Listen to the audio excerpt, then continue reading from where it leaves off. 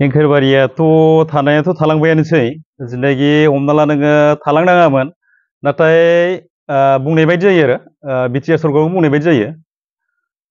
जिनाखि सिगाङाव सेन्सास होनाय बायदि जों खोनादोंमोन नाथाय माबायदि सेन्सास जादों बेखौ मिथिया हमना ला जोंना माने खोला बर' गामि माने साइडसिं नांजाबनाय होनबा जोंनि गामियानोमोन आरो एंखोरबारि दुइ एंखोरबारि बिनि थाखायनो जों बेखौ फार्स्ट माने हाबजानो लुगैदोंमोन बिनि उनाव माने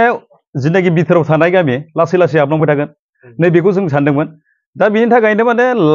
हाबैनि थाखाय जों दुखु मोनदों ओंखायनो जोङो नेक्स्ट बार माने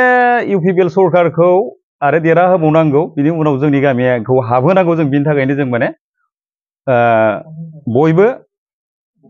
भट होग्राफोरखौ माने खावलायनाय जायो नैबे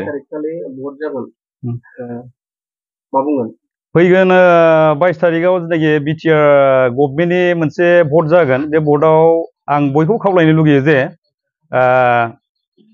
बेयाव रावबो दावराव दावसि खालामालासे जे माखासे गामि थालांनाय गामिफोरखौ नायनानै उनथिं नाहरफिननानै जे बै गामिफोरखौ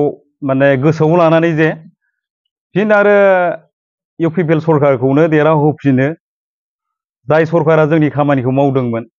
बै सरखारखौ देरहाहोफिनो बिनि थाखाय आं खावलायनाय थाबाय बयबो रायजो राजानि सायाव हिसाबै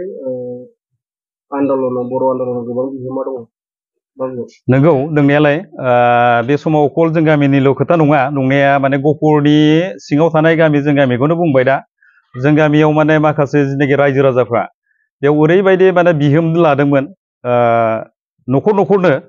सोरबाया माने दिनै मटर आलियाव थांनानै मटर आलिखौ जथेहैनांगौ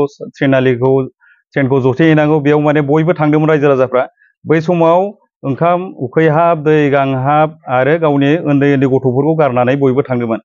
सोरबाया सोरनिबा माने हमना ला गुफुरसाफोरनि आखायावबो सोरबाया बुजानांगौ गोनांबो जादोंमोन सोरबा हारसाजोंबो बुजा हरनांगौ गोनां जादोंमोन नै बेफोरबायदि जादोंमोन बिनि थाखायनो जों जे हांख्रायो नैबे जिनाखि बिटिआरनि जिनाखि बारायनाय आरो दफा बै दफायाव जे जों गामि दुइ एंखोरबारिखौ सोफायो एबार नेक्स्ट बै फैबाय थागोन जिनाखि सरकार माने इउपिपिएल सरकार बेयाव जोंखौ नाहरफिना बेखौ माने बुंनाय थाबाय आरो